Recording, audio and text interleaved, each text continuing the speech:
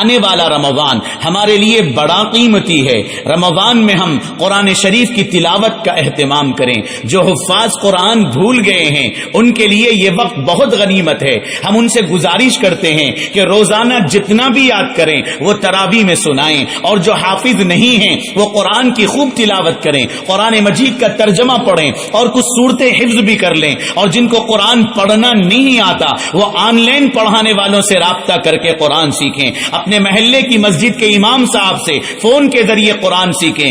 آج ہر گھر میں اسمارٹ فون ہے، انٹرنیٹ کی سہولت ہے۔ گھر کے کسی حصے میں سب مرد و خواتین جمع ہو کر اپنے متعلق عالم دین سے رمضان میں آن لائن قرآن کی تفسیر سنیں، بیان سنیں، دعا میں شامل ہوں۔ آج کے حالات میں لاک ڈاؤن کے موقع پر تقریباً علماء کرام اپنی اپنی قیام گاہوں پر رہ کر اپنی سہولت کے اعتبار سے امت مسلمہ کی اور دین کی خدمت میں، پڑھنے پڑھانے میں، تذکیر و موعظت میں، درس قرآن، درس حدیث اور درس فقہ دینے میں، اور لوگوں کو ترغیب دے کر متوجہ کر کے خاموشی کے ساتھ رفاہی کاموں میں، غریبوں کو کھلانے پلانے میں مصروف و مشغول ہیں۔ ہم اللہ سے دعا کرتے ہیں کہ خداوند قدوس ان علماء کی خدمات کو قبول فرمائے۔